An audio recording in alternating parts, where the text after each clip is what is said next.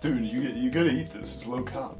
You think carbs are actually inherently bad for you? Alright, what do you think about fat then? Oh, nah, bro. Like, fat's just gonna make you fat. You don't eat fat either. What do you eat? Protein. Only protein. It is no surprise that probably about 90% of people giving nutrition and diet advice online, like on Instagram, have no idea what they're talking about, and whenever I see something insightful, which is uncommon, I usually just assume the infinite monkey theorem, which is pretty funny. It assumes that, you know, if you give a monkey a typewriter and, you know, infinite time, it will recreate the works of Shakespeare. This video was recommended by a comment, so do let me know if you have any videos you want to see, because I'll make them. So carbs, why do we want them? I'm gonna go over some of the basics, the training utility, types of carbs, and most importantly, how you can use carbs to lure people into your white van. So let's make a start. My name's Shay. I'm a nutritionist and an international level athlete, and as someone who trains a lot, like, trust me, carbs are your friend. So as for the basics for carbs, I just want to touch on glycogen quickly. We have fat stores for fats, we have glycogen for storing carbs, okay? And the glycogen stores are stored in your liver and in your muscle. We can store maybe like 2,000 to 3,000 calories worth. The main thing I want to stress here is it's very dynamic. We're eating carbs and then that's going to go into stores, and every time you're exercising or just like literally sitting down, existing, we're using some of these glycogen stores up. So it's constantly going up and down around meals. It's like, oh, a big spike in the meal, trickling down, top it up again. And the reason this is important is because these are very quick releasing as well. So this makes it really helpful for particularly high intensity exercise. Usually like lower intensity stuff, just walking, we're probably using more fat stores, something like maybe moderate intensity, like, I don't know, a regular running session or a gym session or rubbing a bank or something. It's going to be about 50-50 fats to carbs. But anything really explosive, we're just going to be incinerating the carb stores, which means, you know, if you're doing something really explosive, it's important that you top up and make sure that the glycogen stores are where they should be. But we'll get into that in a minute. I just want to touch on types of carbs quickly. You've heard the buzzwords before, like, oh, unrefined carbs, refined carbs, simple carbs, complex carbs. Usually they're as a part of like some useless Instagram infographic with absolutely no application or critical thinking involved, which don't get me started, but but what do these actually mean? So basically, we'll start with simple and complex, right? Basically, this has to do with the molecule size. All carbs will get broken down into sugar eventually. That doesn't make it bad, by the way. But basically, the simple carbs are going to be quicker digesting. Things like fruit, they already have regular sugar in them, and this is just going to absorb quickly, which is helpful for like a pre-training thing, right? Because we want those carbs to be absorbed quickly so we can use them for training. And those complex carbs are going to take a bit longer, so it won't spike your blood sugar as quickly. And, you know, maybe you don't want, you know, potatoes, like those starchy, large, complex carbs right before training. But I don't really think simple or complex is inherently better or worse. Maybe you could say in a diabetic context, you'd want, you know, complex stuff to, you know, slow down that blood sugar spike. But for training stuff, simple carbs are pretty good too. And this ties into refined and unrefined. So what does that mean? So if you take like grains, for example, we have, you know, take whole grain pasta. That's less refined because it's still got the outer coating of the wheat, which is why it's usually brown. And this is important because, for one, it has a lot of the nutrients, which, you know, white pasta might strip all of that away from, which is beneficial. It also has fiber, which slows down digestion even more, which further slows down the blood sugar spike that you will get after consuming them. So what does this all mean together? So if you take something that's like refined and simple carbs, like candy, you know, there's no nutrients in there and it's going to absorb really quickly, which in most cases isn't fantastic. If you're having it right before training though, yeah, sure. And anything that's like unrefined, like, you know, something whole grain, maybe some lentils or some chickpeas or something, it's got that fiber as well as complex carbs, so it's a slower absorbing, and you could say better for your health. I think for me, unrefined generally just means higher micronutrient content, and I guess fiber too for your gut health. But I think unrefined you should probably have more of. I do like some refined before training though, as I said. And this is kind of the basis for like the fact that fruit isn't bad just because it's high in sugar. You know, it's going to be slower digesting just because it has that fiber in it because it's unrefined, right? And of course you get those lovely nutrients, those anti-inflammatory compounds,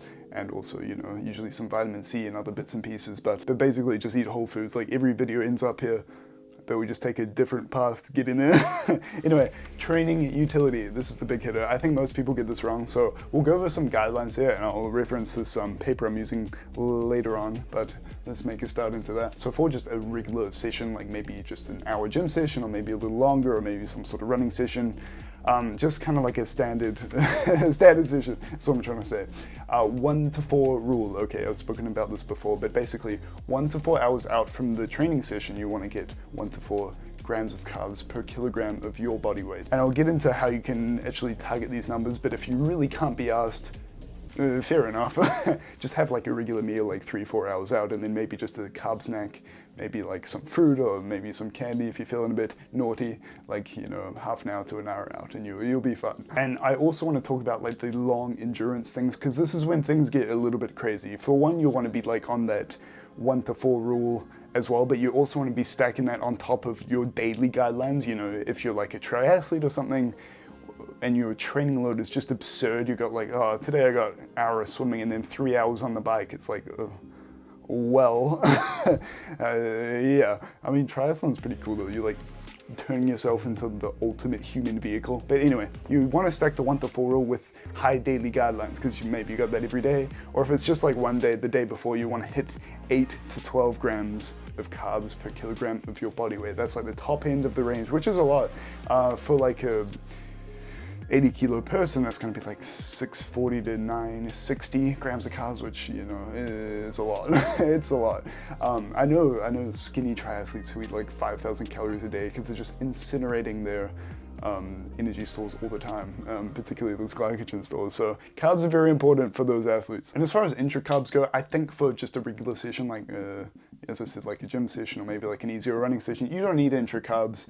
I see like bodybuilders having like intra workout dextrose just to do bicep curls. It's like, if you need that, you're probably just not eating enough beforehand. For those ultra endurance people though, it is very helpful. You know, you want to be topping up all the time, you know, almost as much as you can really handle if you're doing like a 4-hour session, which is ridiculous. And the important note there is like, just get something that agrees with your body. Like, you don't have to be choking down like whole grains. It's like, oh, it's good for your health, dude, as you're projectile vomiting like right after the session, trying to choke down like half a loaf of dry like brown bread. It's like, oh, it's good for your health. But yeah, a lot of people go for gels or even just candy, dude. You don't have to, like, the thing is with sugar, like pre or during your workout is, you might be thinking sugar that's going to strain your insulin response and be like causing diabetes and stuff, but the thing is, it doesn't really use insulin. If you're actually exercising, your muscles will just take up the carbs, like, hey, come here lad, give me that, and you don't even need the insulin response. It's just ripped out of your blood by your muscles, so you don't have to worry about sugar there. And as far as refueling carb stores after training, I think it's a little bit unnecessary in most cases. You can just follow the 1 to 4 rule the next day. People are like, oh, you got to restore your glycogen stores. It's like, why? I'm not training until like tomorrow night, dude. Of course, if you're an endurance athlete, or maybe you have a session again later on that day, of course, refuel to fuel that session. But in most cases, just focus on like getting a decent meal in after. You don't have to stress too much about the carbs in it. And all these guidelines are just pulled from the ACSM nutrition statement. They do some good science-based research, so I'm going to throw that up there if you want to do more of a deep dive for yourself, and all the numbers are there if you want to double check things. And as far as checking the numbers, just throw your diet in Chronometer. It'll give you the total for carbs by the end of the day.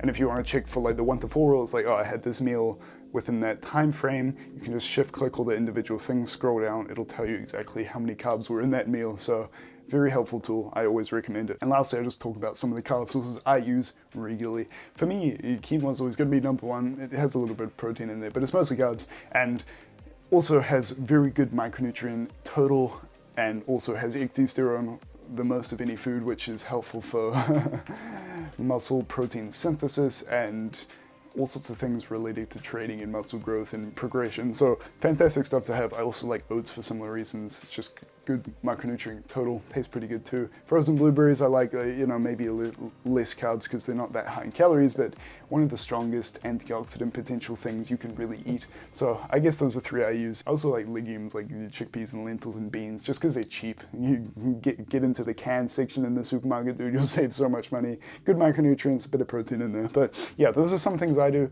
Also a little bit of sugar before training, don't mind that. But yeah, if you did enjoy this, let me know what videos you might want to see in the future. There's some more videos there. Let me know what you thought about this one. I'll see you next time.